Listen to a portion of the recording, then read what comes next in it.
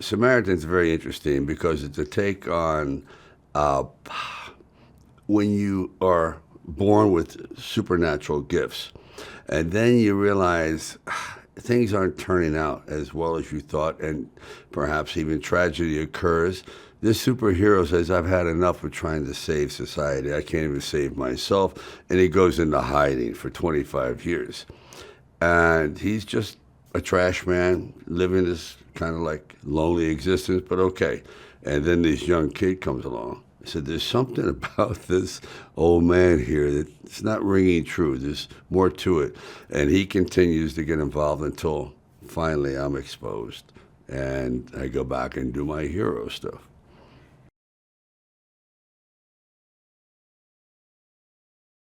I have a knack for that particular kind of mythology, action films, but also has heart and in relation to other people. So they can say, oh, that's like my father and son situation and so on. So I thought there's many, many layers to this.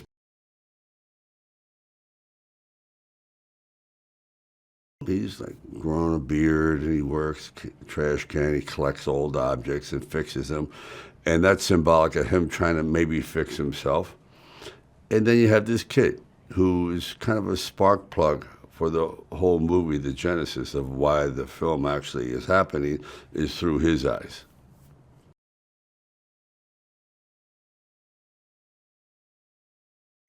Samaritan and Nemesis are brothers, and they're quite different. It's almost like a biblical Cain and Abel. They're different. And they start to grow apart until finally they become adversarial. One is trying to keep the city a wonderful place to live, safe, and the other is trying to destroy it and turn it into a corrupt situation, kind of like Batman and Joker. It's your classical adversarial situation, except they're brothers. And then an event happens one night that has some pretty tragic results, and one of the brothers disappears.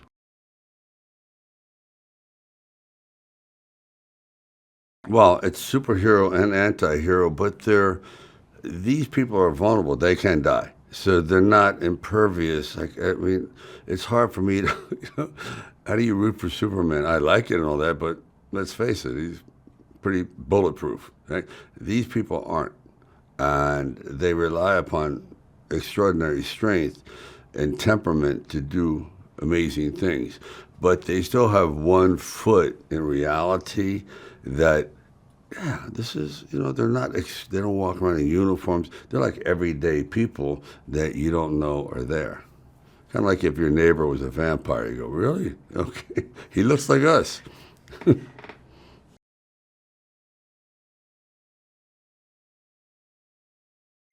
According to the way I approach filmmaking and when I've been successful at it is the audience has to identify with the crisis and say, oh, I've been through that or I can relate to that. And it's called pure and simple empathy. If they're not empathetic to the situation, then emotionally they're not involved. If they're sitting back and they're watching Transformers, they're like, I'm not going to be emotionally involved, but I'm going to enjoy the visual banquet, but my heart's not beating fast, that kind of a thing. So if you can get the emotionality, and that's what this has all the way through. You have a child with no father, and then you have me, isolated, getting older, so there's a combination of very realistic situations coming to fruition.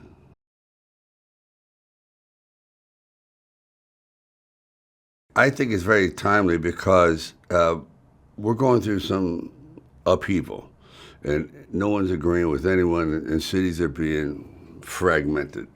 And that's exactly what happens here. And when people give up on a city, the badness comes in. And so the bad is taking over Granite City. And it's just a classical format about how do you take back what is yours that you built. And I sort of lead the way, but the whole neighborhood now goes, we got to start doing it on our own because after the last situation, we don't know where I go. And now they're sort of left on your own. It's really a morality tale, but very, very exciting to watch.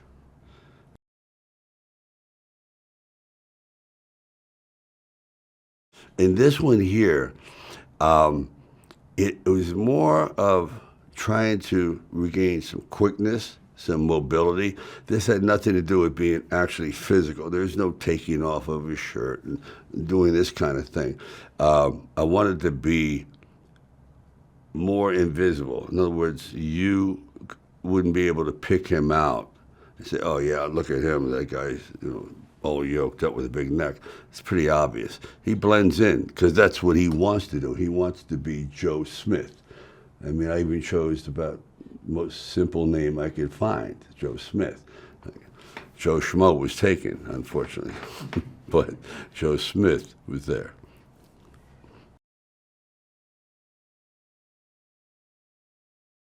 He doesn't relate to the world. He's always been drawn to superheroes, comics, again, mythology.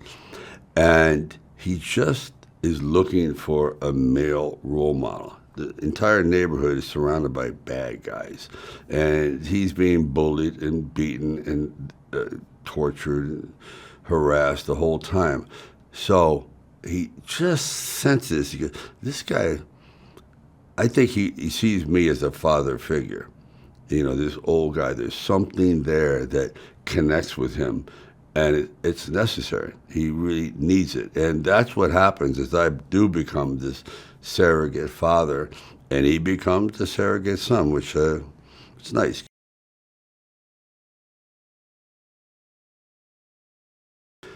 The kid is necessary because there's no real valid reason why I'm so, we'll just say, exiled from life. I mean, yeah, okay, you've had some bad blows, but stop feeling so sorry for yourself. And this kid sort of brings that out of me, which is necessary. So I needed him for growth.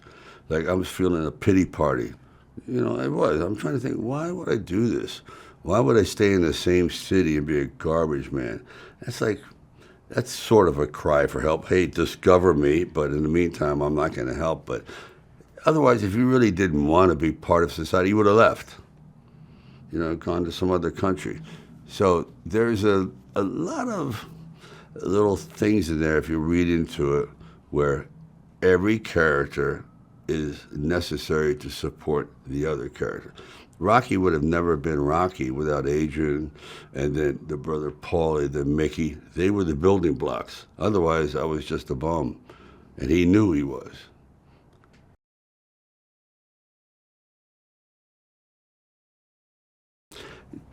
Nemesis, in his own twisted way, thinks that he's actually a great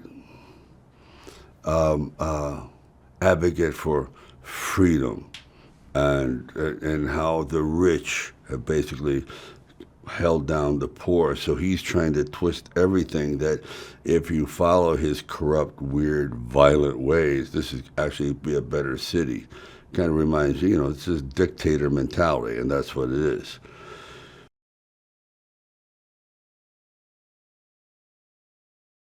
Well, I saw him on Game of Thrones, and he was playing a pirate. I went, I hate this guy.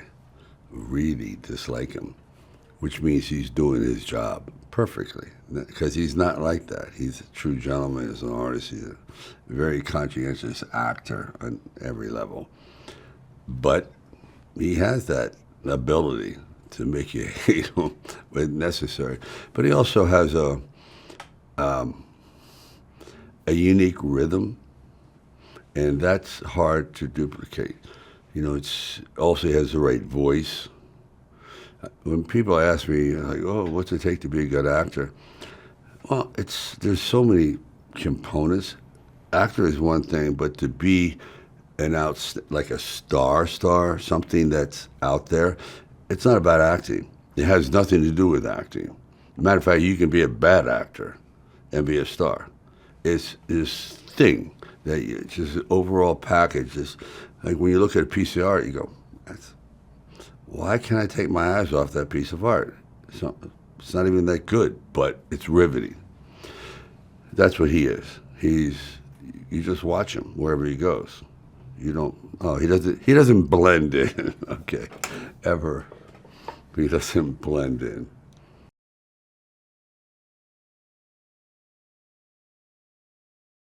It was, I really enjoyed the process because he's a big man with a big heart. He has big ambitions, and he has a, a an ability to see the big picture. So I had seen a couple of films of his previous work, and I thought, wow, this is a really gifted filmmaker who loves the process and who gets this material. This is sort of it's a smart call for him because this is his wheelhouse, sort of. You know what I mean? It's one thing. Everyone thinks they can direct everything. You can't. You focus on what you're really good at, and you're that kind of director. Whether drama, action, Shakespeare, this, that, you name it, comedy. You can't do everything. Well, I can, but then again, I'm rare.